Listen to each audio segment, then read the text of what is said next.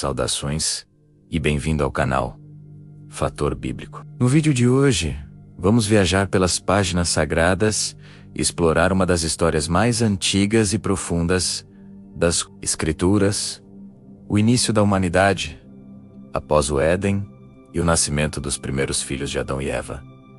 Imagine o cenário. Adão e Eva, expulsos do jardim do Éden, agora enfrentam um mundo vasto, selvagem e implacável. A terra que antes oferecia seus frutos sem esforço, agora exigia suor, dor e trabalho árduo. A comunhão perfeita com Deus, que antes era uma caminhada tranquila, ao fim da tarde, agora era marcada por uma distância dolorosa, uma separação sentida em cada fibra do ser. O paraíso estava perdido. Para eles, a memória da perfeição era tanto uma bênção quanto uma maldição, um eco constante do que haviam deixado para trás. A poeira sentava em seus pés, e o sol nascia e se punha em um ciclo implacável de labuta. A intimidade que tinham com o Criador agora era mediada por sacrifícios e pela fé. A esperança, no entanto, não estava morta. Eles carregavam consigo uma promessa, a semente de uma futura redenção, que esmagaria a cabeça da serpente. Cada novo dia era um teste de perseverança. Eles aprenderam a cultivar a terra, a caçar para se alimentar, a construir abrigos contra o frio e as feras. A humanidade estava recomeçando, não mais na inocência de um jardim, mas na dura realidade de um mundo caído, onde cada respiração era um ato de sobrevivência e fé. E foi nesse novo mundo que a primeira promessa de continuidade se cumpriu. Eva concebeu e deu à luz seu primeiro filho. Ao segurá-lo nos braços, um misto de alegria e espanto tomou conta dela. Ela exclamou: "Alcancei do Senhor um homem", e o chamou de Caim, um nome que ecoa a ideia de aquisição ou posse. Talvez em seu coração, ela visse, naquele pequeno ser, a concretização da promessa, o começo da linhagem que traria a redenção. Ela segurava em seus braços não apenas um bebê, mas a esperança de toda a humanidade. Logo depois, nasceu seu segundo filho, Abel. O nome Abel, em hebraico, pode significar sopro, vapor ou transitoriedade. Uma escolha de nome curiosa, quase profética, que contrastava com a força e a solidez do nome Caim.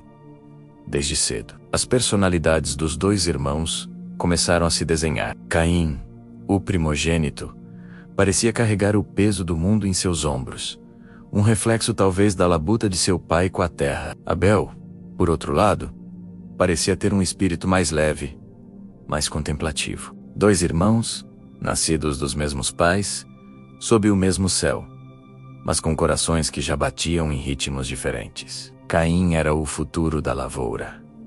Abel, o futuro do pastoreio. O tempo passou, e os meninos se tornaram homens. O cenário que antes era ocupado apenas por Adão e Eva, agora era preenchido pela energia de seus filhos. Caim, seguindo os passos de seu pai, tornou-se um lavrador da terra. Suas mãos, fortes e calejadas, aravam o solo, plantavam sementes e, com muito suor, colhiam os frutos. Ele era um homem da terra, pragmático, focado no resultado de seu esforço físico. Seu mundo era o ciclo das estações, a dureza do solo, a luta constante contra ervas daninhas e pragas. Cada colheita era uma vitória pessoal, um testemunho de sua força e dedicação. Ele via o mundo através do trabalho, do que podia ser produzido e conquistado. Abel, por sua vez, escolheu um caminho diferente. Ele se tornou um pastor de ovelhas. Sua vida não era menos trabalhosa,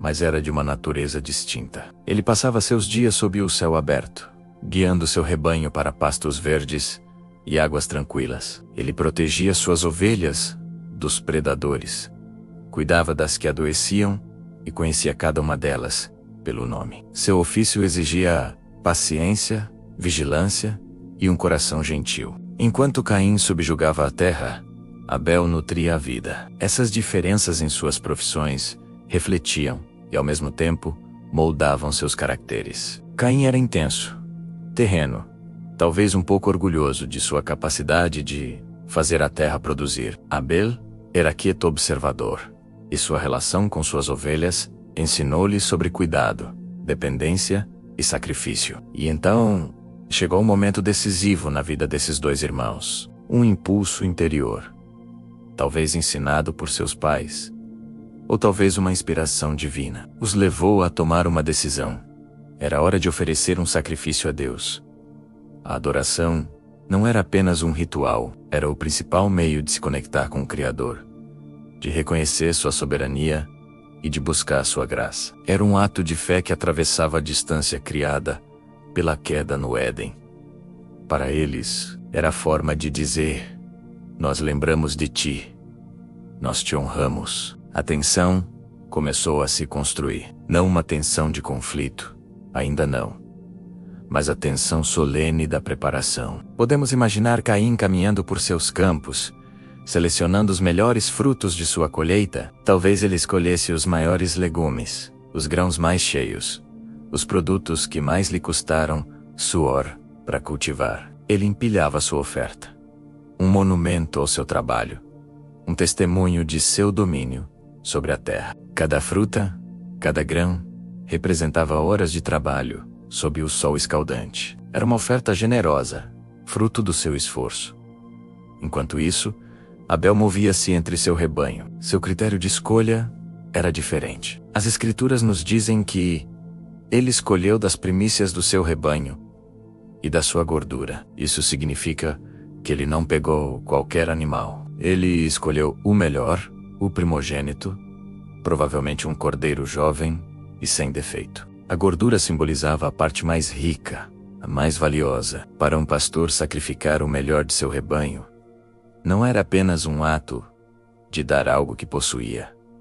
Era um ato de fé no futuro. Era confiar que Deus proveria mais, mesmo que ele estivesse abrindo mão de sua riqueza presente. Sua oferta não era sobre o que ele produziu, mas sobre o que ele estava disposto a entregar. Nesse ponto da história, é crucial entendermos algo sobre a adoração. Deus não olha apenas para a oferta em si, mas para o coração que a oferece. O ato externo de adoração é um reflexo da condição interna. Uma oferta pode ser grandiosa aos olhos dos homens, mas vazia aos olhos de Deus, se não vier de um coração sincero, humilde e obediente. A verdadeira adoração não é sobre impressionar a Deus com o nosso trabalho, mas sobre nos entregarmos a Ele em confiança e amor. É reconhecer que tudo o que temos vem dele, e que o melhor que podemos oferecer é um coração quebrantado e um espírito disposto. Deus não precisa de nossos bens.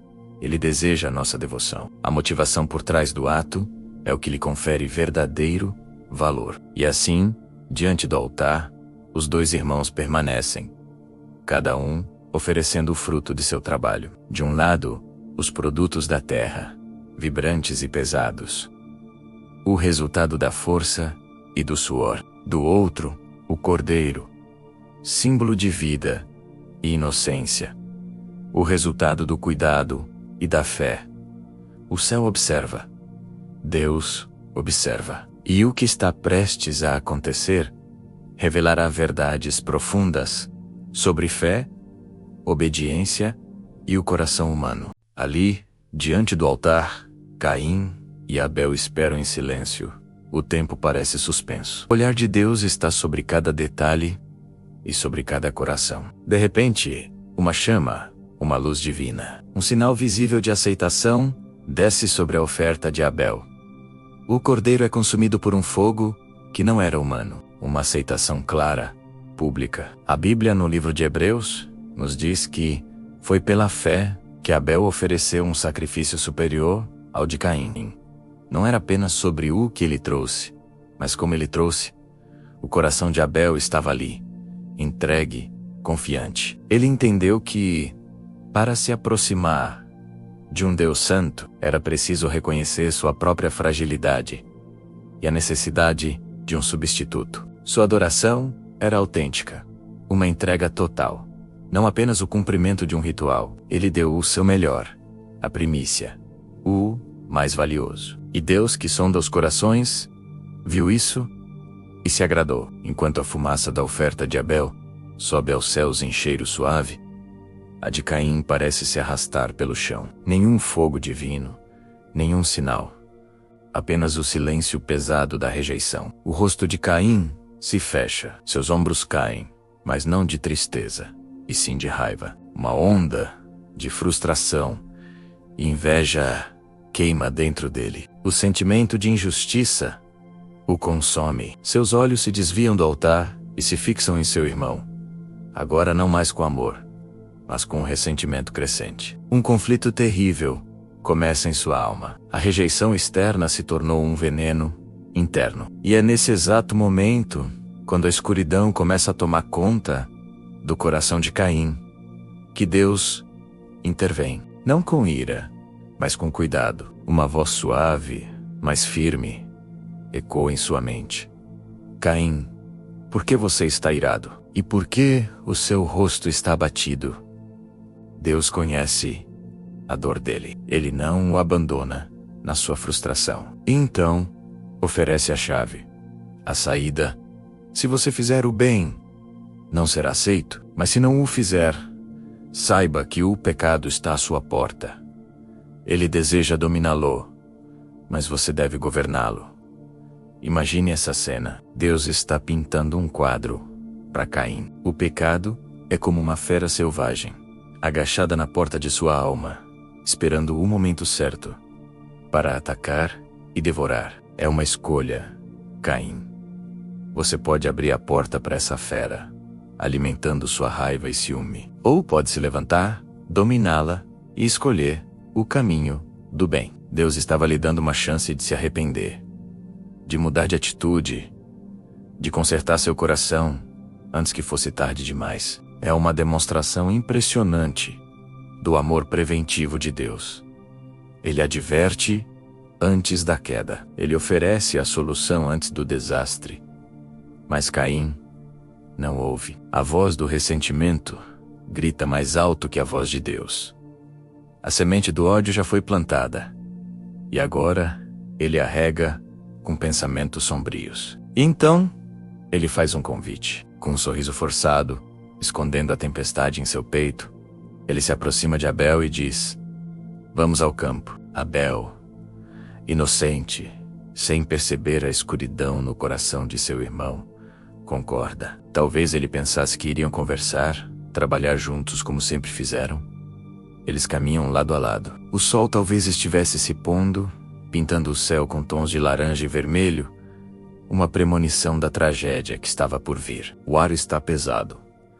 O silêncio entre eles é diferente. Não é mais o silêncio da comunhão, mas da tenez. Caim olha para a paisagem, mas não vê a beleza da criação. Ele só vê o rosto de seu irmão, um lembrete constante de sua própria rejeição.